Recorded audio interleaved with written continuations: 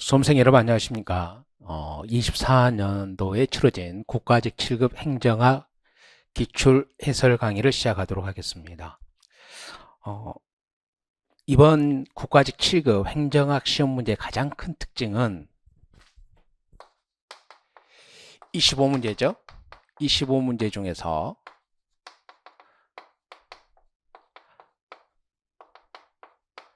난이도 격차가 아주 심합니다. 난이도 격차가 심하다는 것은 보통 우리가 25문제 중에서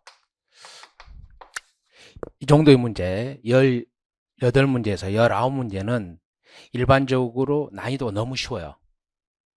난이도가 너무 쉽고, 그러니까 최근에 나온 9급 시험보다 어쩌면 난이도가 더 낮다고 평가할 수도 있어요. 격차가 심했고, 그 다음에 이제 뭐 6문제 정도인데 5-6문제 정도가 어떤 문제가 있냐면 해설 강의하면서 설명을 드릴 건데, 우리가 이제 시간을 두고 문제를 본다거나 이제 행정학 선생의 해설 강의를 들으면 그렇게 어렵지 않다고 느끼는데 6문제 정도가 이제 시험 당일날은 체감 난이도가 좀 있었을 것으로 보입니다. 이유는 간단해요. 뭐 새로운 게 나온 게 아니에요. 신경학 테마가 나온 건 아닌데 기존에 출제되던 파트에서 출제가 됐었는데 사용하는 용어를 좀 바꿨어요. 기존의 기출문제에서 사용하는 용어가 아니라 약간 변형된 용어를 냈기 때문에 좀 체감 난이도는 있었다. 근데 결론적으로는 그만큼 뭐 절대적인 난이도가 높지는 않았어요. 체감 난이도가 있었고, 또 하나 이제 우리가 한다 그러면 이 체감 난이도는 이제 이해. 오케이. 단순 암기가 아니라 행정학 전반에 걸쳐서 어떤 그 특정 파트를 이해하고 있는지 문제가 이제 출제가 됐습니다.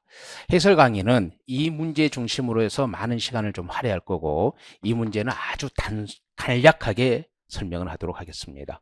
그래서 해설 강의를 가지고 또는 총평을 써놨으니까 한번 보시면서 이 국가직 7급의 행정학을 보면서 지방직 7급을 좀 준비하는, 이미 시험이 끝났죠. 좀 준비하는 과정으로 좀 여러분들이 해설 강의를 들어줬으면 합니다. 물론 해설지 전부 다 총평과 해설지도 업로드가 될 겁니다. 1번부터 봅니다. 윌슨의 규제정치 이론에서 수익규제가 유발하는 경제적 상황. 수익규제는 뭐예요? 당연히 고객의 정치이죠. 오케이? 이건 9급 시험 문제에서 자주 출제가 됐던 겁니다. 우리가 수업 시간에도 이제 고객의 정치를 할 때 대부분 이제 수익 규제로 가지고 설명을 하죠. 답은 고객의 정치입니다. 긴 시간 설명을 안 하고 좀 빨리 넘어갈게요. 이런 문제는 2번 봅니다. 행정 이념 중에서 수단적 가치로만 묶인 거. 그럼 본질적 가치를 빼면 되잖아요. 오케이? 뭐 해설의 기본서 내용 표 그대로 갖다 놨지만 우리가 정의, 공익, 정의, 그 다음에 자유, 평등, 사회적 형평성, 최근에 이제 복지를 넣는 사람도 있죠. 이게 본질적 가치죠. 공익, 정의, 자유, 평등, 사회적 형평성, 이제 복지를 넣는 최근에 이제 경향도 있습니다. 그러면 얘 아니잖아요. 얘 본질적 가치잖아요. 빼야죠. 맞죠? 그럼 얘 본질적 가치죠. 빼죠. 본질적 가치죠. 빼죠. 본질적 가치죠. 빼죠. 전부 다 수단적 가치가 있는 건 4번밖에 없어요. 그래서 2번의 답은 4번이 됩니다. 3번. 예산의 원칙과 그 외가 바르게 짝져지지 않은 거죠. 바르게 짝져지지 않은 겁니다. 자, 볼게요. 통일성, 목적세죠. 목적세는 통일성, 국고 통일성의 원칙이죠. 국가의 근거는 하나만 있어야 된다. 근데 목적세는 목적이 정해져 있기 때문에 뭐 한다? 별도의 근거 안으로 들어가죠. 딴 데 사용할 수 없기 때문에. 특별하게는 단통이죠. 우리가 수업시 외우죠. 특별하게 단통, 단일성과 통일성 원칙입니다. 전대차관이죠. 근데 얘는 이제 봐봐요. 우리가 이렇게 표현하죠. 학문상으로는 안전성이라 그러는데, 오케이, 안전성의 원칙이라 그러는데 우리나라 국가재정법은 예산 총계주의라 그래요. 그래서 최근에 시험 문제는 전부 다 예산 총계주의에서 나왔죠. 오케이, 그럼 뭐예요? 첫 번째, 전대차관, 차관물자대, 나 현물출자, 그 다음에 수입대체 경비 이렇게 되죠. 뭐 안전성, 예산 총계주의 원칙으로서 맞죠. 사전에 예산의 이용이잖아요. 입법 과목 상호 간의 돈의 용도를 바꾸는 거잖아요. 입법 과목 상호 간의 돈의 용도는 국회 의결을 받고 기재부 장관의 승인을 받아야죠. 국회 의결도 받고 기획재정부 장관의 승인도 받아야 되기 때문에 이것이 잘못된 거죠. 그래서 3번의 답은 4번이 됩니다. 4번. 다음과 같은 특징이 나타나는 정책 네트워크 유형이죠. 그럼 정책 네트워크 유형은 뭐예요? 하위 정부 모형, 이제 철의 삼각이라고 그러죠. 정책 공동체, 이슈 네트워크. 이 세 개 중에서 골라야 되죠. 네. 의회 해당 상임위원회 또는 분과위원회, 행정부처, 관료들이죠. 이 집단. 이러면 끝나요. 3자가 연합했잖아요. 그러니까 답은 2번이에요. 네트워크 자율성, 안정성, 비교적 높죠. 예, 가장 강력하게 결합되어 있죠. 철의 삼각. 오케이? 그러면 4번까지 여러분들이 이 지금 실제 당일날 시험 문제 풀었다 할지라도 4번까지 문제 풀 때 여러분들은 뭐예요? 이거 너무 쉽지 않나? 이게 7급이야? 이 정도의 어떤 감을 가졌을 거예요. 물론 뒤에 갈수록 좀 아까 말했던 5 내지 6문제가 좀 있습니다. 5번 갑니다. 우리나라 통제 방법 중 내부 통제에 해당하는 게 뭐예요? 당연히 감사원이죠. 이거 뭐 아마 감사원을 내부 통제로 하는 기출문제가 너무 많을 거예요. 감사원은 조직사 행정부 소속이기 때문에 내부 통제죠. 헌법재판소 외부 통제죠. 국회가 하는 거니까 뭐예요? 외부 통제입니다. 지자체에서 주민이 참여하는 거예요. 주민이 하는 거니까 외부 통제죠. 그래서 5번의 답은 당연히 1번이 됩니다. 6번. 정치행정 이원론에 대한 설명으로 옳지 않은 겁니다. 자, 우드로 1순위죠. 봅시다. 정치행정 이원론은 역관주의의 한계를 극복하기 위해서 뭐예요? 실적주의가 나오고, 오케이. 이 실적주의를 이론적으로 뒷받침한 게 이제 과학적 관리론이란 말이에요. 오케이. 과학적 관리론은 이제 정치행정 이원론이죠. 오케이. 그러면 역관주의 극복이래요. 반역관주의적 움직임에서 나타난 겁니다. 오케이. 이 1883년에 펜들턴법을 1887년에 우드로 1순이 이제 행정의 용구라는 논문으로 이제 이론적으로 이제 뒷받침하죠. 부패한 정치로부터 행정이 분리죠. 그러니까 정치로부터 행정을 분리해서 정치는 결정을 하는 거고요. 행정은 집행 관리를 하는 거죠. 이게 이제 정치행정 이원론입니다. 맞죠? 행정의 정책 형성 기능 강화로 인해 기능적 행정. 말이 안 되잖아요. 행정이 정책을 형성한다는 것은 뭐예요? 정책을 결정한다는 거죠. 정치행정 이원론은 정치가 결정을 하게 되면 행정은 집행 관리하는 겁니다. 틀렸죠? 윌슨은 행정을 관리와 경영, 맞죠? 우리가 우드로 윌슨은 행정을 집행 관리로 보는 거예요. 그러면 이것은 뭐다? 정치행정 이원론, 공사행정 이론론. 정치와 행정의 다른 측면이니까 행정과 경영의 유사점이죠. 그래서 그 당시에 경영학이 이뤘던 과학적 관리론, 명명도 똑같이 하잖아요. 과학적 관리론. 그래서 윌슨은 행정을 관리와 경영의 영역으로 규정합니다. 그래서 6번의 답은 3번이 됩니다. 7번 갑시다. 자, 이 7번 문제는 여러분들이 기존에 출제되지 않았던 문제예요. 기존에 출제되지 않았던 문제인데 그래도 한번 봅시다. 후광 효과가 뭐야? 연쇄 효과잖아요. 연쇄 효과입니다. 그러면 대조 앞에 놓은 거 대비한다는 거죠. 대비 효과예요. 볼게요. 두명 알았더라도 공격적인 성격의 소유자는 다른 사람도 공격적으로 보기 쉽다. 노조 대표와 관리층의 대표는 자신의 불신 감정을 다른 사람에게 전가하는 거예요. 이건 뭐 투사했다는 거예요. 투사. 그러면 대조 효과, 대비 효과는 뭐예요? 바로 앞에 갑돌이가 있고 을돌이, 평가자가 이제 갑돌이를 평가했죠. 그러면 바로 앞에 평가한 사람하고 비교하고 대조하는 거예요. 이게 비교가. 근데 대부분 일반적으로 대비 효과라 그러는데 이게 이제 출제자가 대비 효과를 이제 이 영어 단어를 해석할 때 대조 효과, 대비했다는 거죠. 이거 앞에 사람과 대비하는 거 아니잖아요. 이게 틀린 거죠. 그럼 이게 하나의 평정 요소가 다른 평정 요소에 영향을 미친다? 또는 전반적인 인상이 개별적인 평정 요소에 영향을 미친다? 헤일로 이펙트, 후광 효과, 연쇄 효과 이것도 아니잖아요. 그럼 얘나 얘 중에 하나거든요. 기대성의 착오라는 건 뭐예요? 어떤 내가 기대에 따라서 무비판이야. 어떤 내가 기대를 하고 있으면 그걸 무비판적으로 내가 지각하는 거거든요. 그러면 이것처럼 투사요. 다른 사람도 공격적으로 보기 쉽다. 자신의 불신 감정을 다른 집단에게 투사한다는 거예요. 전가한다, 투사한다는 거예요. 답은 2번이거든요. 근데 봐봐요. 지금까지 투사가 시험에 나온 적이 없어요. 지금까지 처음으로 이제 투사가 나왔는데, 우리 기본서 보시면 기대적 착오, 투사가 전부 다 뭐예요? 설명이 돼 있죠. 설명이 돼 있는데, 주로 이제 여러분들이 이것을 안 봤다 할지라도 이건 아니고, 기본서에 다 있는 내용들입니다. 이건 아니고 이건 아니죠. 그럼 얘가 왜 얘기인데, 오케이? 얘는 뭐냐면 봐봐요. 자신의 불신 감정을 다른 집단에게 전가하는 거예요. 이건 뭐예요? 투사시켰다는 거예요. 투사. 오케이? 그래서 답은 2번입니다. 네, 이 7번의 문제에서 처음으로 여러분들이 이렇게 한번 했을 거예요. 답을 구할 때 했을 건데, 이건 어느 정도만 보더라도 이게 투사라는 걸 유출해낼 수 있어야 되거든요.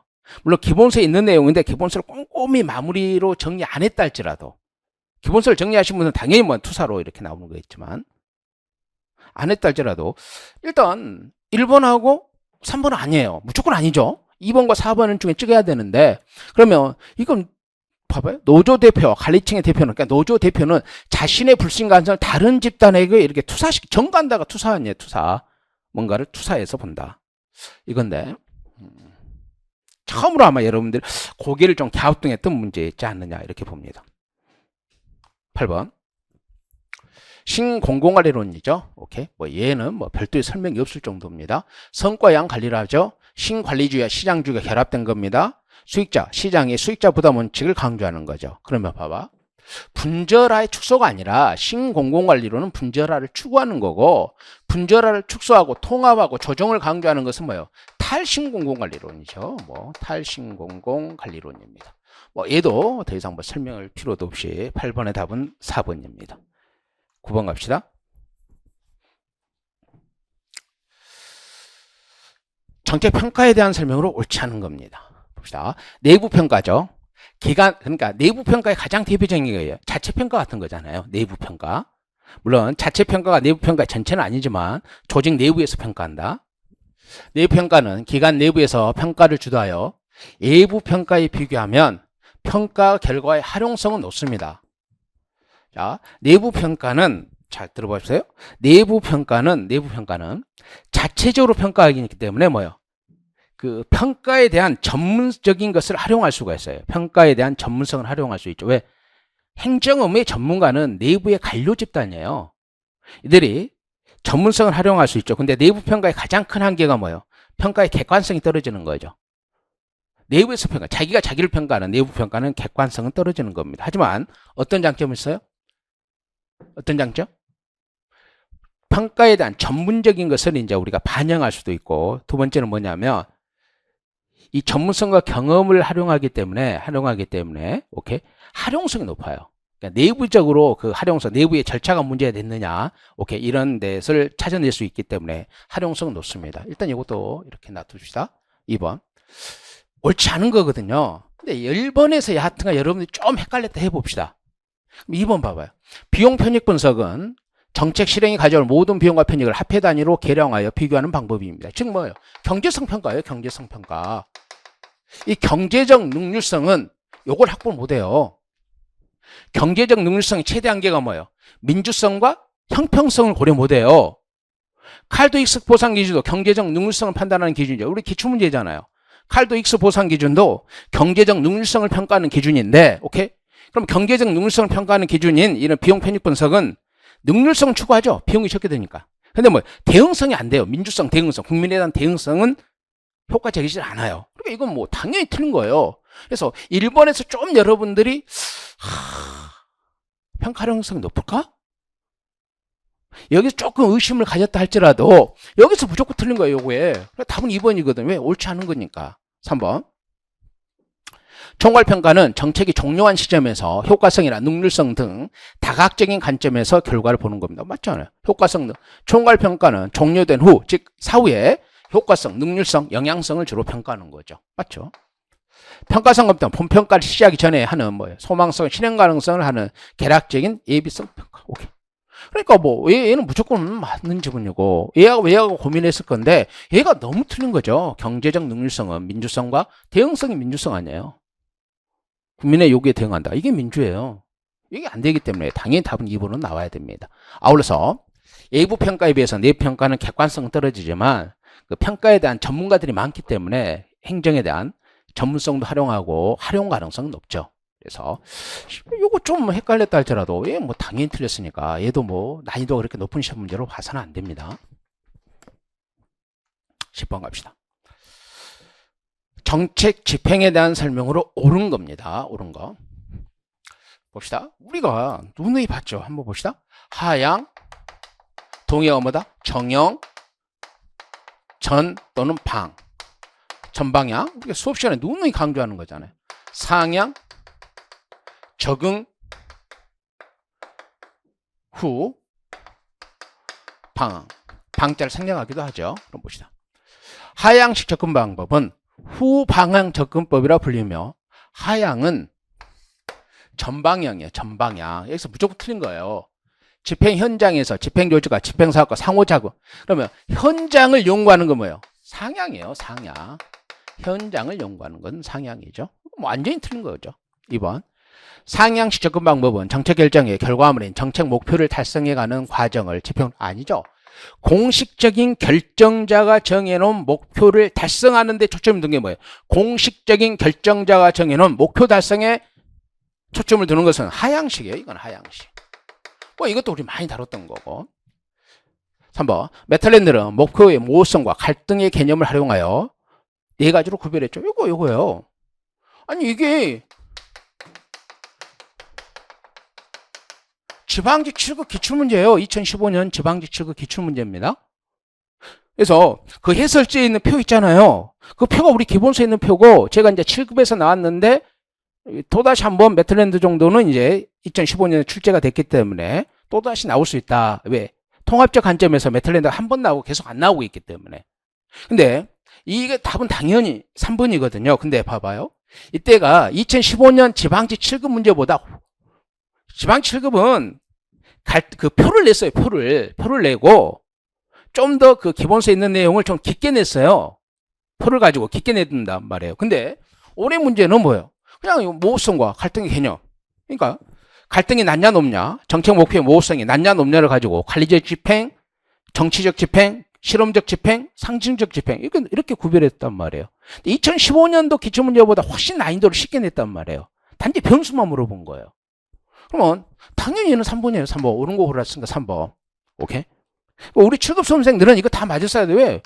아니 2015년 기출문제 7급을 해서 냈던 메틀랜드 모형을 그냥 훨씬 더 쉽게 지문도 해서 옳은 지문도 냈거든요. 물론 이제 우리 기본서에도 그 해설지에 있는 표가 기본서에 있는 표예요. 기본서에 있는 표입니다. 오케이. 그다음 답은 3번이죠. 4번. 나카무라와 스모로드에 따르면 관료적 기업가형은 정책 결정자들이 계략적 일반적인 거죠. 일반적인 이제 목표만 설정하고 나머지는 전부 다 집행자와 협상한다? 봐봐요. 자, 봐요. 정책 결정자들이 개괄적으로 정책을 결정하는 건 뭐예요? 개괄적으로 하고 나머지 구체적인 목표부터는 집행자에 넘은 건 재량적 실현가형이에요. 그럼 집행 과정에서 정책의 집행자와 협상한다? 집행 과정에서 수단을 협상하는 거죠. 결정자와 집행자가 오케이 수단을 협상하는 건 관료적 기업가형 맞아요. 근데 요게 재량적 실현가형이죠. 이 문장이 재량적 실현가형 문장이기 때문에 요게 틀린 거예요. 오케이. 그래서 10번의 답은 몇 번? 당연히 옳은 것은 3번입니다. 오케이. 이건 2015년 지방 7급 시험 문제를 좀 훨씬 더 쉽게 해서 질문을 냈기 때문에 여러분들 당연히 이런 문제는 맞아야 돼요. 그러면 나는 이런 문제를 처음 봤다. 메틀랜드 처음 봤다. 아니 2015년 기출문제인데 처음 볼 리가 없죠. 기본서에 있는 표 그대로 해설지에 올려놨습니다. 11번.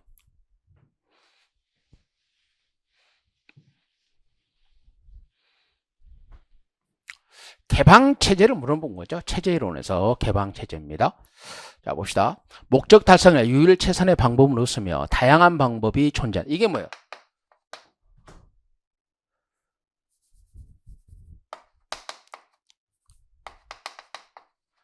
등 종국 상태예요. 등 종국 상태. 오케이. 이게 이제 등 종국 상태인데 이걸 우리는 다른 말로 뭐라 그래? 이걸 종국 상태는 같다는 거죠. 종국 결과는 같아요. 그러니까 상이한 경로를 갖더라도 종국 상태는 같죠. 뭐 기본세 그대로 있어요. 등 종국 상태. 그러니까 유일최선의 방법은 없어요. 다양한 경로로 가더라도 종국 상태는 같단 말이에요. 즉 달성하고자 하는 목표는 달성된다는 거죠. 이건 등 종국 상태를 설명하고 있는 겁니다. 옳은 질문이죠. 환경 변화에 맞도록 구조와 기능이 다양하게 오케이. 체제는 여러 하위 체제로 분화되는 겁니다. 체제의 에너지 소모로 인한 소멸 아니죠. 문제는 뭐냐면 폐쇄 체제는 엔트로피가 발생하니까 소멸하지만 개방 체제는 부의 엔트로피가 발생하니까 소멸이 아니에요. 존속하는 거죠. 그러니까 당연히 얘가 틀린 거죠. 얘는 지금 문장을 이렇게 만들어 놨지만 얘는 뭐 개방 체제는 부의 엔트로피라는 것만 알면 되는 거잖아요. 이건 등 종국 상태를 이렇게 말을 풀어서 쓴 거고 당연히 뭐죠? 개방 체제는 환경과 상호작용을 하는 거고 그래서 답은 3번입니다. 11번의 답은 3번이 됩니다. 오케이. 이런 거 틀리면 안 됩니다. 12번. 정책 결정 모형에 대한 설명으로 옳은 겁니다. 옳은 겁니다. 자, 봅시다. 4번부터 역으로 한번 가볼게요. 4번부터 역으로 한번 가보겠습니다. 혼합 주사 모형은 정책 결정을 하나의 우연한 현상으로 설명합니다. 아니에요. 혼합 주사 모형은 근본적인 결정은 합리 모형, 세부적인 결정은 점증 모형을 결합한 거예요. 그러면 우연한 어떤 사건에 의해서 어떤 우연한 사건에서 네 가지의 흘러다니는 요소가 결합된 것을 설명하는 것은 뭐예요? 이거 쓰레기통 모형이잖아요. 앨리슨이 제시한 조직과정은 앨리슨 모형 2죠.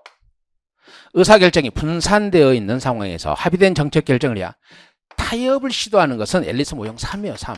앨리슨 모형 3. 관료정치 모형이죠. 2는 SOP로 사는 거고. 그래, 틀린 거죠. 얘도 틀렸죠. 회사 모형은 합리적 분석과 함께 정책 결정의 직관적 판단 아니잖아요. 여기에 들어가면 초합리성. 요게 초합리성. 그러면 초합리성을 사용하는 것은 뭐예요?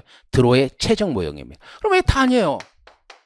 당연히 이거예요. 사이버네틱스 모형은 비목적적 적응이에요. 자, 이렇게 해요. 자, 우리 사이버네틱스 모형을 어떻게 그 해설에 정답의 그 1번 해설에 써놨죠. 이게 우리 기본서에 있는 내용 그대로 있거든요. 사이버네틱스 모형은 고차원의 목표가 반드시 사전에 존재한다는 것을 전제하지 않습니다. 어떤 고차원적인 목표가 사전에 존재한다는 걸 전제하지 않고 일정한 변수를, 그러니까 자동 온돌 장치처럼 일정한 변수 유지를 위한 끊임없는 적응이에요. 일정한 변수 유지를 위한 끊임없는 적응에 초점을 두는 거예요. 마치 뭐처럼? 자동 온돌 장치처럼. 그러니까 굳이 사전에 정해진 목표라는 게 아니라 유지하는 게 사이버네틱스 목표의 지향점이에요. 오케이? 유지하는 거. 그래서 사전에 정해져 있는 고차원적 목표를 전제하지 않기 때문에 비목적적 적응 과정을 통해서 적응적 습관적 의사결정을 하는 겁니다. 12번의 답은 1번이에요. 근데 이걸 못 풀면 안 되죠. 왜? 말도 안 되는 거잖아요. 2, 3, 4가. 13번. 예산 제도에 대한 설명으로 옳은 것만을 모두 묶어 놓는 겁니다. 연기준 예산제도에서는 사업을 원점에서 재검토하죠. 모든 것을 원점. 예산을 편성하기 때문에 사업 담당 자신의 사업평가 과정에서 이업을 느끼는 거죠. 왜? 내가 이 사업을 하고 있었던 관료예요. 근데 이 사업이 감축당하면 내 신분상 이업을 느끼잖아요. 내가 신분상 이업을 느끼기 때문에 재피임에는 관료들이 강한 저항을 하는 거죠. 그래서 얘는 옳을 거죠. 성과주 예산제도는 업무 단위 선정이 곤란하지만 단위 원가 계산 아니에요. 성과주의는 이것도 어렵고 단위 원가 계산도 어려워요. 그러니까 니은은 틀린 거죠. 그럼 봅시다. 뭐 얘는 자주 나오는 거니까 니은 틀렸죠. 오케이? 니은 틀렸죠. 그러니까 2번과 4번에서만 답이 나와야 되죠. 계획예산제도는 의사결정이 직권화를 안 할 수 있다. 에이씨. 계획예산 직권이야, 직권. 직권화를 완화하는 게 아니라 직권. 목표 설정이 계량화를 용이한 아니에요. 계량화는 다 어려워요. 오케이? 특히 정부 영역에서 뭔가 목표를 계량적으로 설정한다는 자체가 어려운 거예요. 왜? 추상적 우영적이 많기 때문에. 이게 틀렸잖아요. 오케이? 그러면 이것도 틀렸잖아요. 니은 틀렸죠? 이거 틀렸죠? 그럼 답 나왔네요. 뭘 모르더라도? 그러면 리를 봅시다. 품목결 예산제도는 행정부 예산 집행 과정에서 유용이나 남용을 방지하죠. 오케이. 예산 집행 과정에서 유용이나 남용을 방지하기 위해서 통제. 오케이. 통제 지향이죠. 예산 심의도 용이에요. 그래서 행정부에 대한 의회 권한을 강화하는 겁니다. 의회가 행정부를 통제 지향. 오케이. 또는 심의가 용이하다. 뭐 기본서 그대로고 이거 뭐 틀릴 수가 없죠. 그래서 답은 2번이거든요. 14번 갑니다.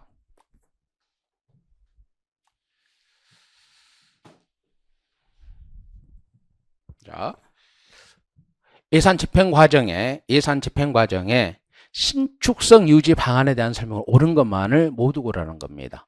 전용이란 이게 말이 안 되잖아요. 기관 장관항은 뭐예요? 입법 과목이고 입법 과목 상호 간의 돈의 용도를 바꾸는 것은 이용입니다. 무조건 틀린 거죠. 전용이란 했으니까. 예산에 그러면 옳은 거죠. 옳은 거. A는 틀렸어요. 그러니까 기억 들어가면 일단 안 되는 거죠. 기억 들어가면. 오케이. 기억 들어가면 안 되는 거죠. 니은번. 예산의 명시이월이란 예산 성립 후 연도 내 지출 원인행위를 하고 불가피한 사유로 지출하지 못한 경우야. 얘는 명시이월이 아니라 사고이월이에요. 얘도 틀렸죠. 디귿번. 예비비나 예측할 수 없는 예산의 지출 또는 예산 초과 지출에 충당하기에 세입세출 예산을 계상하죠. 맞죠? 예산 이체란 정부 조직 등에 관한 법령의 제정, 개정 또는 폐지로 인해 그 직무와 권한의 변동이 있을 때 예산도 이에 따라 변경하는 거죠. 맞죠? 그럼 뭐 답은 디귿리을이에요. 디귿리을. 답은 디귿리을. 그래서 답은 4번이 됩니다. 15번 갑시다. 자, 국가와 지방자치단체 간의 사무 배분에 대한 설명으로 옳지 않은 겁니다. 사무 배분에. 기관 임무 사무는 주로 지방적 이해관계보다 국가적 이해관계가 크게 걸려있는 사업의 대상이며 말이 안 되잖아요. 기관 임무 사무는 집행기관 장에게 임한 거예요. 오케이? 집행기관의 장에게 임한 게 기관 임무 사무고 지방자치단 그 자체에 임한 것은 뭐 이건 단체 임무 사무죠. 답은 너무 쉽게 1번도 나온 거예요. 15번에 답은 1번도 나왔습니다. 2번. 효율성의 원칙은 효율성. 비용이 적게 들어야 되는 거죠. 비용이 적게 들어야 되는 거예요. 그러면 보충성의 원칙을 받아들인다 해도 즉 기초우선이라는 보충성의 원칙을 받아들인다 해도 사무에 따라서는 보다 넓은 지역을 담당하는 광역지방자치단체나 중앙정부가 1차로 책임을 지고 처리하는 것이 훨씬 효율적일 수도 있어요. 오케이? 그래서 이게 효율성이라는 원칙은 뭐예요? 비용이 더 적게 드는 데서 해야 된다는 거예요. 맞잖아요. 오케이. 굳이 기초 우선이라는 것을 받아들인다 해도 기초가 우선하는 것이 비용이 더 많이 들게 되면 효율성의 관점에서는 광역이나 중앙정부 할 수도 있다는 거예요. 포괄성 원칙은 지방자치단체가 배부받는 사무에 대해서 배타적인 권한을 행사할 수 있도록 해야. 왜? 모든 것은 배분받았죠. 그럼 모든 것은 배타적으로 지방자치단체가 권한을 행사해야 돼요. 그러기 위해서는 포괄적으로 배분해야죠.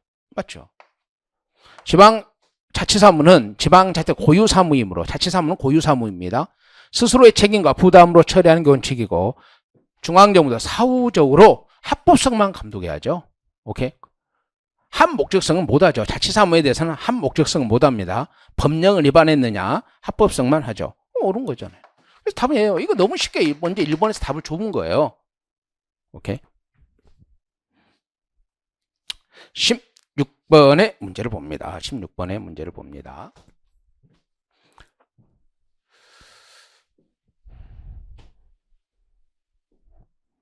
공무원의 신분보장 및 징계에 대한 설명을 옳지 않은 겁니다. 임용권자는 정직에 해당하는 징계 의결이 요구적인 공무원에게는 직위를 부여하지 아니할 수 맞잖아요. 그러니까 견책과 감봉이 경징계고 정직, 오케이, 강등, 해임, 파면이 이제 중징계잖아요. 중징계가 의결 요구 중인 자는 직위제 사유잖아요. 직위를 부여하지 않을 수 있습니다. 오케이? 뭐 간결하게 나온 거고. 2번. 정직은 맞죠? 정직부터 중징계니까 처분 중에 하나로 사유에 따라 1개월 이상 3개월 이하 기간이 적용되고 정직기간 감봉 조치는 말이 안 되잖아요. 말이 안 되잖아요. 정직기간은 감봉 조치가 없는 게 아니라 보수의 전액을 삭감합니다. 정직기간에는 보수의 전액을 삭감합니다. 그러니까 뭐 답 나왔죠. 16번의 답은 2번이 됩니다. 임용권자는 직제 또는 정원의 변경이나 예산의 감소 등으로 직위가 폐지되거나 하위 직위로 변경되어 가원이 된 경우 또는 본인이 동의한 경우는 뭐예요? 강임할 수 있죠. 이게 강임 사유죠. 해임은 강제퇴직의 처분으로 3년간 공무원의 임용이 제한됩니다. 금품, 향응 수수, 공급행정 유용 등으로 해임된 경우를 제외하고는 퇴직금의 감액의 불이익이 없죠. 그러면 이 경우에는 퇴직금이 감액될 수 있고 이거 외에는 퇴직금액이 감액에 영향이 없죠. 오케이. 그래서 답은 2번이 됩니다. 그래서 16번의 답은 2번입니다. 17번 한번 봅시다. 규제 유형입니다. 규제 유형. 투입 규제, 이거 적어봅시다. 이게 투입이잖아요. 투입, 수단, 사전에 하는 거죠. 얘가 산출이잖아요. 산출, 성과, 사후에 하는 거죠. 그럼 이 과정을 다루는 게 뭐예요? 과정을 다루는 것이 관리 규제죠. 오케이, 이제 봅시다. 투입 규제는 관리 규제에 비해, 오케이, 투입입니다. 관리 규제에 비해 피규제자에게 더욱 많은 자율성을 부여한다. 얘가 얘에 비해서 자율성 부여한다. 말이 안 되는 거잖아요, 말이. 투입 규제는 가장 강력한 게 사전에 규제하기 때문에 피규제 자율성이 없어요. 그럼 피규제 자율성이 가장 큰 게 A고 중간이 A잖아요. 그래서 A보다는 A가 자율성을 더 크게 보장해 주는 거죠. 뭐 답 1번 나왔고 2번 성과 규제는 사회 문제 해결 목표에 대한 달성 수준을 정하고 달성하도록 요구하는 거예요. 여기 목표만 달성하면 돼요. 그러면 수단에 대해서는 자율성을 주는 거죠. 직접 규제는 정부가 직접 규제하는 거고 자율 규제는 민간이 하는 거죠. 오케이. 그러면 이 직접 규제와 자율 규제 중간 영역이 뭐예요? 공동 규제잖아요. 공동. 그럼 정부가 민간 집단에 임하면 이게 공동 규제죠. 정부가 직접 하면 직접 규제고 민간이 하면 민간 규제고 정부가 민간 집단에 임하는 것이 나오면 이건 공동 규제고. 네거티브 규제는 포지티브 규제보다 자 봅시다. A는 A보다 자율성이 더 커요. 뭐 우리가 수십 기출 문제 나오는 문제들이잖아요. 그러면 네거티브 원칙 허용이고 얘는 원칙 허용 외의 금지고 얘는 포지티브 규제 원칙 금지고 얘가 원칙 금지고 외적으로 허용하니까 어디가 자율성? 원칙 허용하는 네거티브적 규제가 자율성이 더 크게 보장해 주죠. 17번의 답은 1번입니다. 18번의 문제를 보도록 하겠습니다. 오케이. 그러면 이제 이거요. 제가 이제 우리 수험생들이 아까 5 내지 6문제 있었다 그랬잖아요. 그 중에서 하나입니다. 이게 아마 설명을 들으면 아무것도 아닌데 또 내가 시간적 여유가 있고 이렇게 차분히 보면 이 문제가 아무것도 아닌데 아마 시험 당일날은 우리 수험생들이 체감 난이도를 느꼈을 거라고 생각해요.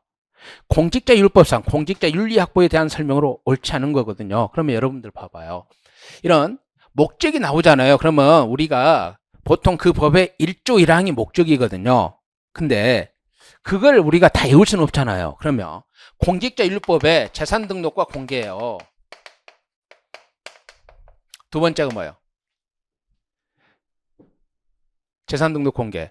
그 다음 취업 제한이 있단 말이에요. 퇴직공직자 취업 제한. 그 다음 주식 백지 신탁이 있고 오케이. 선물을 받게 되면 신고하고 인도해야 돼요. 외국인으로부터 선물을 받으면 신고하고 인도하는 겁니다. 다섯 번째 이해충돌 방지죠. 이해충돌 방지예요. 이게 공직자윤리법에 규정되어 있는 내용들이잖아요. 그럼 봐봐요. 1번 공직자윤리법의 공익 목적은 공익과 사익의 이해충 맞죠? 여기 맞아요. 왜? 이해충돌 방지법이 있어요. 이해충돌 방지가 이게 규정되어 있으니까 국민 전체의 봉사자로서 행정의 민주성 아니죠. 이게 왜 나와요 여기에서? 이건 이해충돌 방지를 통해서 행정 업무의 공정성을 확보하기 위해요. 오케이? 공정성. 재산등록 공개 뭐예요? 부정한 방법을 하지 말라는 거죠. 부정하게 뭐예요? 뇌물 같은 거 받지 말라는 거 아니에요. 취업 제한이죠. 오케이? 주식 백지 신탁 맞고 자신이 직무와 관련된 주식을 보유하면 안 되죠. 선물 신고하면 인도해야죠. 이게 무슨 능률성이에요, 이런 게. 민주성과 능률성은 국가공무법에 규정되어 있는 거고, 이 공직자윤리법은 뭐예요? 공직자윤리법은 공직자윤리예요, 윤리. 공익과 사익의 이해 충돌을 방지하는 거예요. 오케이? 그리고 공정성을 확보하는 거예요. 왜? 이런 거 봐봐요. 이거 취업을 제한을 하지 않으면 사기업체에 가서 뭐요? 자신의 어떤 공직 생활했던 유관부서에 청탁 넣을 수도 있잖아요. 주식 백지 신탁. 이해관계 있는 주식을 갖고 있으면 어떻게 돼요? 그 회사에 어떤 우호적일 수밖에 없잖아요. 공정하지 않고. 그래서 얘는 공무 집행할 때 공정성과 이해 충돌을 방지하기 위해서 하는 거예요. 민주성과 능률성이 아니죠. 민주성과 능률성은 국가공무법상 윤리거든요. 근데 여기가 틀린 거예요. 봐봐. 국가는 공직자가 공직에 헌신할 수 있도록 공직자의 생활을 보장하고 공직윤리 확립에 노력해야 돼요. 그러니까 공직자윤리법이죠. 퇴직 공직자는 재직 중인 공직자의 공정한 직무성에 해치는 상황이 일어나지 않도록 노력해야 됩니다. 오케이? 그러니까 취업도 제한받는 거 아니에요. 공직자는 자신이 수행하는 직무가 자신의 재산상 이해와 관련되어 공정한 직무성이 어려운 상황이 일어나지 않도록 적정성을 확보해야 돼요. 이해 충돌을 방지해야 됩니다. 답이 이거거든요. 근데 이렇게 설명을 듣고 아 이것들이 있지 이건 다 외우고 있으니까 오케이.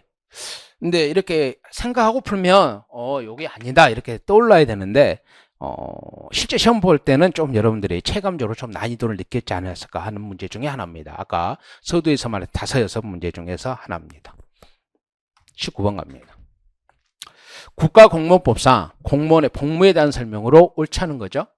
공무원은 국민 전체에 대한 봉사자로서 진짜로 공정하게 직무를 수행해야 됩니다. 오케이. 사실상 노무에 종사하는 공무원은 노동운동이나 그 밖에 공무원 외의 일을 집단행위를 해서는 아니다. 요거 틀린 거예요. 봐봐요. 이 사실상 노무에 종사하는 공무원은요. 노동조합 설립이 운영에 관한 법률이 적용 안 돼요. 이분들은 국가공무법에 적용을 받아요. 그러니까 이 사실상 노무에 종사하는 공무원은 이거 우리 기출문제도 있잖아요. 그러니까 가장 쉽게 말하면 집 배운 아저씨예요. 집 배운 아저씨들. 현업에 종사하는. 그러니까 우정사업본부 산하의 집 배운 아저씨들. 오케이? 여러분들 일제강점기에도 이분들은 뭐예요? 그 현업에 종사하는 분은 노동조합 인정됐어요. 일제 그 어두운 시절에도. 그래서 여기 당연히 틀린 겁니다. 그리고 이거요. 행정학에서도 기초문제로 다루고 그러지만 이거 헌법을 배우잖아요. 우리 7급 수험생들은 헌법에서 배워요. 헌법에서 이거 뭐 눈에 배우는 거 아니에요? 물론 행정학에서도 우리 기출문제 있습니다. 이거 기출문제 지문 있잖아요. 이거 기출문제 집에서 공무원이 애국 정부로부터 영예나 징계를 받을 경우 대통령이 허가를 받아야 되죠. 맞잖아요. 대통령 허가요. 이거 기출문제였잖아요. 올해 상반기 9급에 지방직 공무원도 대통령 허가를 받아야 돼요. 국가직 지방직 그때 뭐 지자체 장애 허가를 받는다 해서 틀린 집은 나왔잖아요. 똑같이 나온 거고 공무원은 직무와 관련하여 직접적이든 간접적이든 사례 징계 또는 상을 주거나 받을 수 없습니다. 당연한 거 아니에요. 여기 틀린 거예요. 20번 갑시다. 20번 문제도 여러분들이 조금 그랬을 수는 있는데 한번 볼게요. 정책 의제에 대한 설명으로 옳지 않은 거죠. 여기부터 볼게요. 바크라크와 바라치, 신엘리트론, 무의사결정론자죠. 기존 질서의 변화를 주장하는 요구가 정책 이슈가 되지 못하도록 가장 직접적인 수단은 뭐예요? 폭력이잖아요. 무의사결정의 수단 중에서 항상 수업 시간에 순서대로 외우라고 그러잖아요. 가장 직접적인 것부터 간접적인 거. 폭력, 권력의 행사, 편견의 동원, 편견의 수정 강화. 맞죠?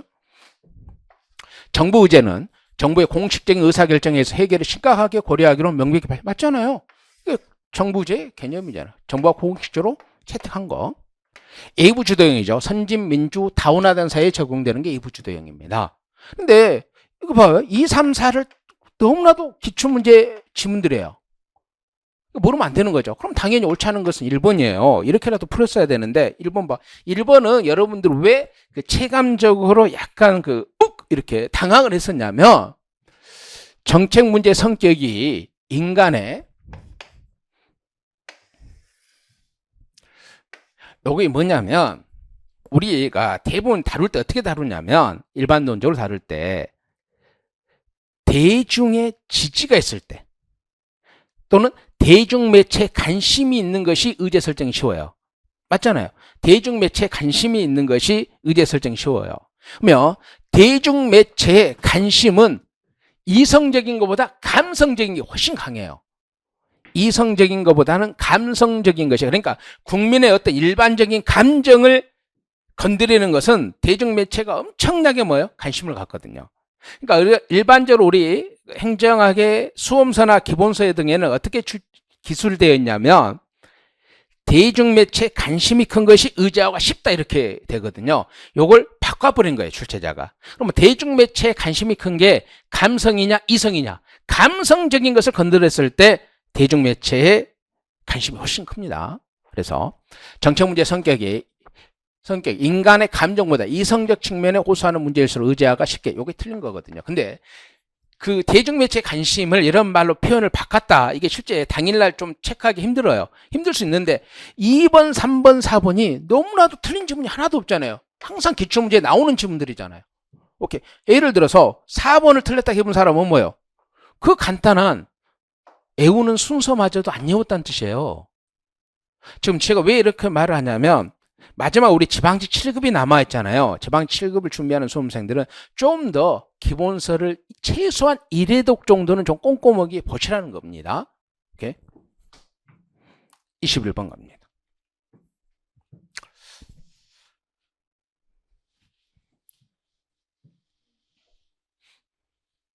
실적주의 정당화의 근거로 옳지 않은 거. 실적주의, 공직의 임용의 계견 등. 오케이. 왜? 능력 있는 사람이 임용되니까 능률성. 오케이. 오케이. 정치적 중립 등을 지키죠? 요거죠. 행정에 대한 민주적 통제가 강화된다. 자, 21번의 답은 당연히 4번인데요. 왜 여러분들이 이게 빨리 답을 못 구했느냐면, 오케이. 실적주의를 이렇게 물어보면요. 비교 대상이 역관주예요. 그러니까 실적주의하고 비교할 때는 비교 대상 써져 있지 않으면 기본적으로 역관주의하고 비교하거든요. 뭐 행정에 대한 민족 통제가 가장 강한 게 뭐예요? 역관주의잖아요. 역관주의. 오케이. 그래서 21번의 답은 4번입니다. 22번. 직업 공무원제에 대한 설명으로 옳지 않은 겁니다. 공무원의 직업의식을 고무시키는 시스템이며 공직에 대한 자부심과 일체감을 증가합니다. 왜? 그래야지만이 생애직으로 가는 거죠. 생애직. 공직을 생애를 바친 만큼 보람 있는 일로 받아들여야 되는 거죠. 오케이. 그러기 위해서는 뭐 한다? 공직에 대한 자부심과 일체감을 가지고 제고해야 됩니다. 젊은 인재를 공직에 임용하여 장기간 근무하게 만드는 거죠. 오케이. 왜? 직업공무원제는 폐쇄형과 계급제와 직업공무원제, 얘가 친화적인 거예요. 오케이. 근데 봐봐요. 개방형, 직위분리제, 실적주의가 친화적인 거고요. 근데 이것을 이론적으로 뒷받침한 게 뭐예요? 과학적 관리론이야. 과학적 관리론은 정치행정 이원론이란 말이에요. 그럼 정치행정 이원론은 행정과 경영은 유사하다고 보는 거야. 정치와 행정이 다르니까 행정과 경영은 유사하다. 그럼 이쪽은 기본적으로 행정의 업무와 경영의 업무가 유사하다고 보는 거야. 그래서 민간에서 하는 업무와 행정에서 하는 업무가 유사하니까 언제든지 이렇게 들어와서 일할 수 있고, 반대로 해서 가면 이 사람들도 민간에 가서 일할 수 있는 거예요. 그러니까 이쪽 계열은 기본적으로 정치와 행정은 다르다. 행정과 경영이 유사하다. 즉 경영의 업무와 행정의 업무가 유사하다고 보니까 이게 가능한 거야. 유사하다고 보니까 개방형이 가능한 거죠. 오케이. 직위분리제. 유사하니까 직무를 먼저 결정해 놓고 개방형으로 선발하는 거야. 민간과 공무원이 경쟁을 통해서. 그러면 실적에 의해서만 관리하면 돼요. 그럼 이쪽은 행정과 경영의 업무가 본질적으로 다르다고 보는 거예요. 다르니까 폐쇄형으로 임용을 해서 생애직으로 가야 돼. 왜? 중간에 민간의 전문가가 들어올 수가 없어요. 왜 들어올 수 없다? 행정의 업무와 경영 업무가 다르다고 보니까. 그러니까 들어올 수 없는 거죠. 그래서 폐쇄형으로 해서 직업공무원, 종신고용을 보장하는 직업공무원제가 되는 겁니다. 오케이. 다음. 그래서 젊은 인재를 공직에 임해 장기간 근무하게 하는 거죠. 맞죠? 외부 환경에 대한 적극적 대응과 새로운 지식 및 기술 도입이 활성화되어 아니잖아요. 이게 안 돼. 왜? 개방형이 안 된다니까. 어떤 환경이 변하면 새로운 지식 및 기술을 갖고 있는 사람을 민간에서 항상 이렇게 도입을 해야 되는데 이쪽은 그게 안 돼요. 오케이. 플러스 요거 안 돼요. 왜 안 돼? 이런 의미에서도 안 되지만 얘가 이렇게 친화적이잖아요. 얘가 일반 행정가고 얘가 전문 행정가예요. 그러니까 전문성을 강한데 이게 틀린 거죠. 답은 3번이고. 계급제를 근간으로 하며 오케이? 정부 업무의 안정성과 계속성을 확보할 수. 왜? 안정적으로 하니까 장기적으로. 됐죠? 그다음 23번입니다. 23번도 여러분들이 이제 좀 어려워했다 이렇게 볼 수 있습니다. 근데 우리가 이제 기본서에 보면 표 있죠? 표 있습니다. 라이트 것을 중심으로 해서 쭉 써놓고 그 다음에 엘코크 뭐 쭉 해서 했죠. 그래서 제가 항상 뭐예요? 이게 직권적 성향이냐 분권적 성향이냐 이렇게 외우라 그랬죠. 자 봅시다. 기본서 좀 참고해 주시면 됩니다. 뭐 많이 다뤘기 때문에. 근데 이걸 왜 여러분들이 좀 그랬냐 이제 한번 해봅시다. 앤더슨에 따르면 정부 간의 관계는 연방 체계 내에서 모든 계층과 모든 형태의 정부 단위들 간에 일어나는 상호작용과 행위의 총체이다. 이거 모르잖아요. 왜 모를까? 앤더슨까지는 안 다루거든요. 근데 앤더슨의 이제 정부 간의 관계 이론의 어떤 종합적인 개념 틀이에요. 그러면 라이트 봅시다. 중첩 권위형이죠. 라이트는 포괄 권위형, 오케이. 그 다음에 분리 권위형, 중첩 권위형이란 말이에요. 그럼 얘는 중첩되어 있는 거죠. 가장 이상형으로 보는 거죠. 연방정부, 주정부, 지방정부가 때로는 경쟁하고 때로는 협력하는 관계를 맺으며 그 과정에서 합의를 이루고 협력하는 거죠. 오케이. 그래서 중첩되어 있기 때문에 상호 의존적으로 협력하는 거예요. 라이트는 이게 가장 이상형으로 보죠. 그 다음 3번 질문 봅니다. 로스는 지배인 모형에 따르면 지방정부는 중앙정부로부터 어느 정도 자율성을 가지고 지방을 관련 아니에요. 로스 또는 로데스잖아요. 로데스. 우리가 이거 예상 문제로 여러 번 다뤘잖아요. 로데스는 뭘 주장해요? 권력 의존 모형 또는 전략적 협상, 권력 의존을 가지고 전략적 협상한다. 이렇게 해야 되는 거 아니에요. 우리가 기본서에도 있고 이거 제가 애들이 이제 동형 모의고사에서 예상 문제로 많이 봤는데 이거 봐봐요. 중앙정부와 지방정부죠. 오케이. 그럼 중앙정부는 법률자원과 어디? 재정자원에서 우위에 있어요. 그럼 지방정부는 뭐에 우위가 있어요? 조직자원과 맞죠? 조직. 또 실제 지방정부는 주민들과 이렇게 교류를 하기 때문에 지방정부를 뭐 한다? 조직자원과 정보자원에서 우위가 있어요.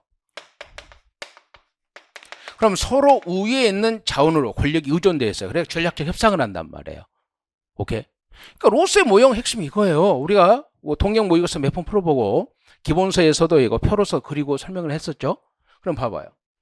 로스의 지배인 모형은 지방정부는 중앙정부로부터 어느 정도의 자율성을 가지고 지방을 관리한다가 아니에요. 중앙정부로부터 오케이.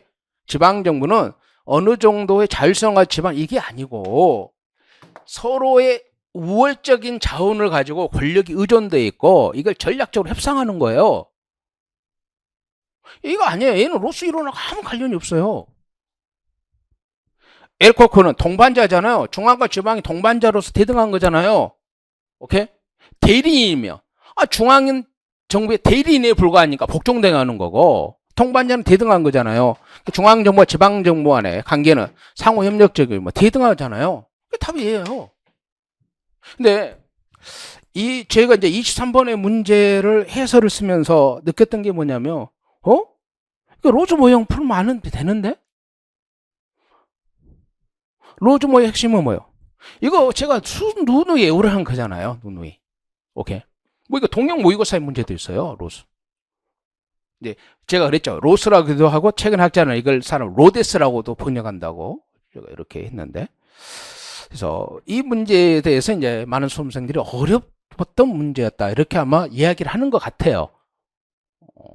얘기를. 근데 이거 과연 그랬던 문제일까? 한번 생각을 해봅니다. 기본서 보시면 엘코크, 오케이, 로스, 라이트 쭉 있죠. 이렇게 정리가 되어 있습니다. 표로서 정리되어 있죠. 24번. 이제 얘도 체감적인 난이도는 좀 있었을 거예요. 근데 행정을 조금만 더 공부한 수험생들은 이걸 풀었어야 됩니다. 혹시나 제가 잘 모르겠어요. 혹시나 우리 수험생들이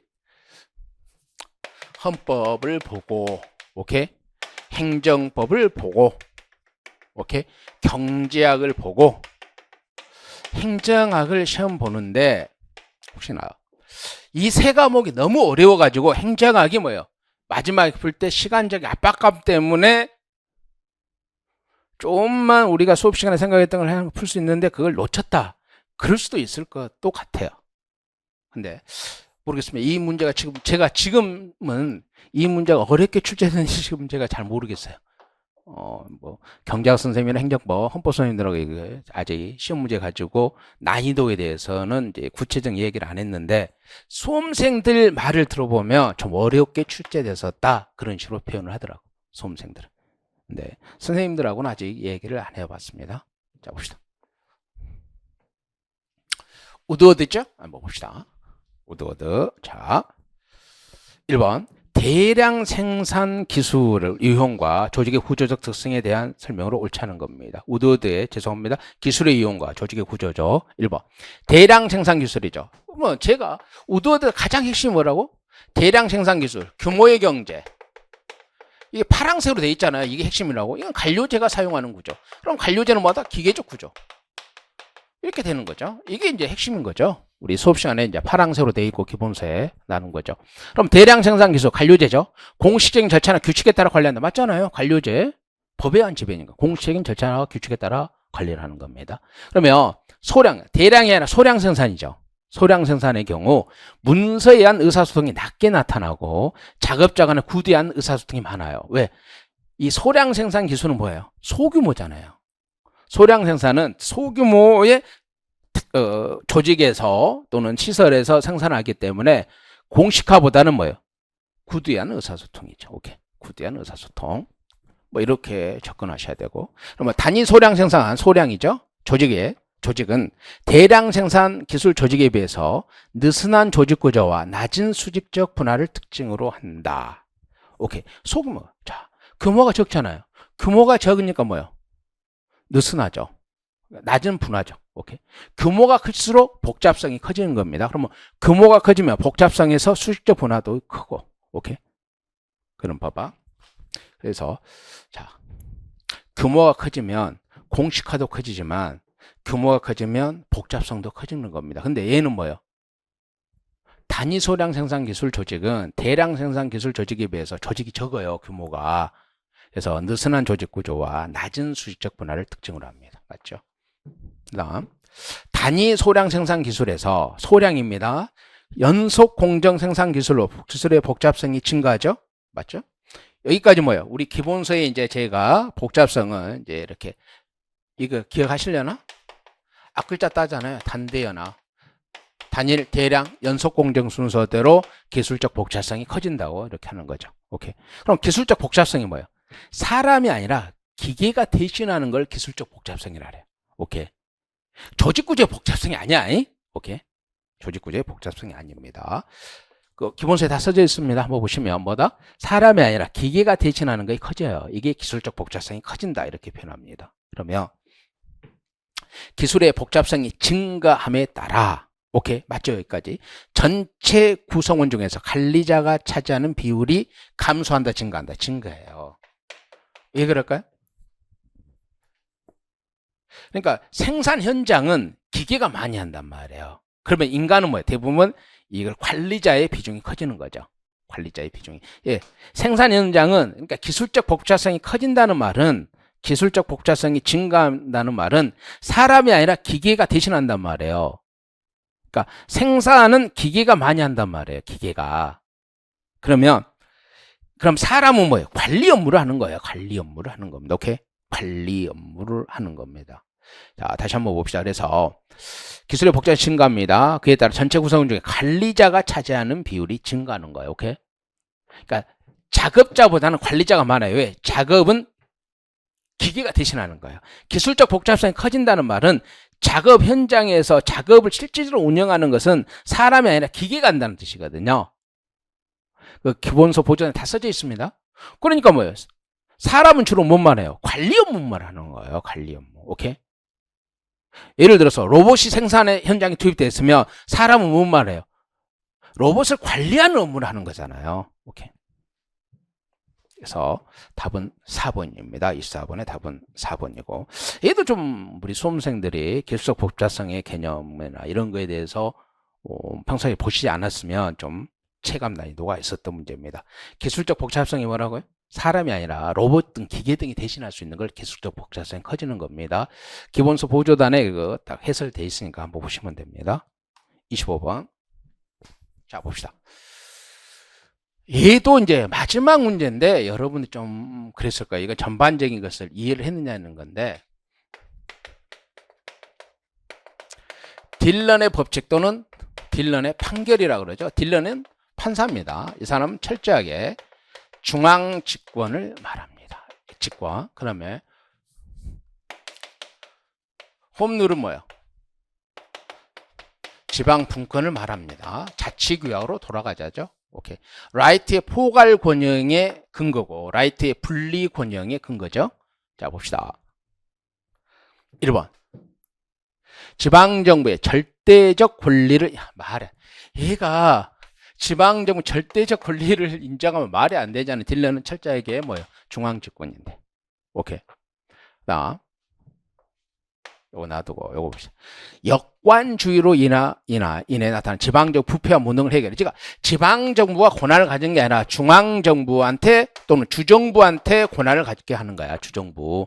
그러니까 우리가 잘 이해가 안 되는 게 뭐냐면 미국은 연방국가니까 주정부 밑에 지방정부가 있거든요. 주정부 밑에 지방정부. 우리식으로 표현하면 중앙정부가 권한을 갖는 거고 미국식 표현하면 주정부 밑에 지방정부가 있기 때문에 주정부가 권한을 행사하는 거거든요. 그러면 지방정부의 부정부패와 무능을 해결하기 위해서 뭐요? 주정부가 가져가야 된다는 거예요. 주정부가 직권적으로. 오케이. 근데 이 딜런이 1860년, 70년대 활동했던 사람이야. 그러니까 역관주의가 이제 막 부정적인 요소가 나타나던 시점. 그죠?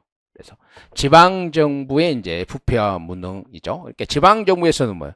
지방정부의 당선자가 다 선택했기 때문에.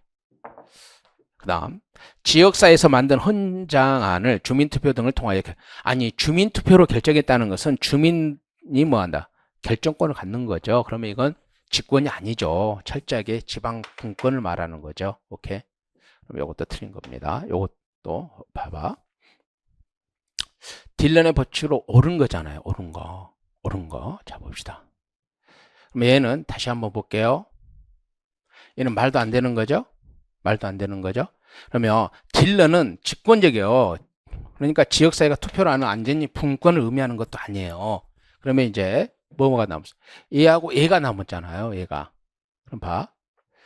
연방헌법이 부여한 권한만 행사할 수 있다가 아니라 지방정부는 주정부의회가 오케이?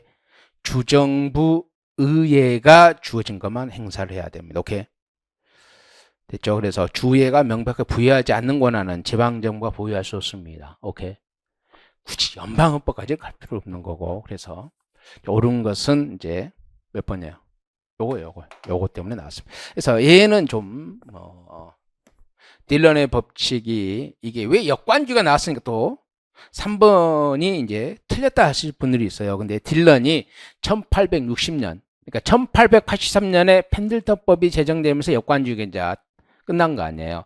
네, 역관주의 한참 병폐가 일어났던 60년, 70년대에 이제 딜런이 활동했던 판사예요. 그래서 지방정부가 이 부정부패, 그러니까 전리품처럼 나눠 갖는 게 너무 심했기 때문에 이걸 극복하기 위해서 지방정부가 아니라 주정부가 다 가져가야 된다. 지방정부에게 권한을 넘겨서는 안 된다. 이걸 이제 주장하신 분이에요. 그래서 일단 맥락적인 것을 좀 보시면 되고, 지방정부는 연방헌법이 부여한 권한만 행사하는 게 아니라 연방헌법은 여러분 봐봐요.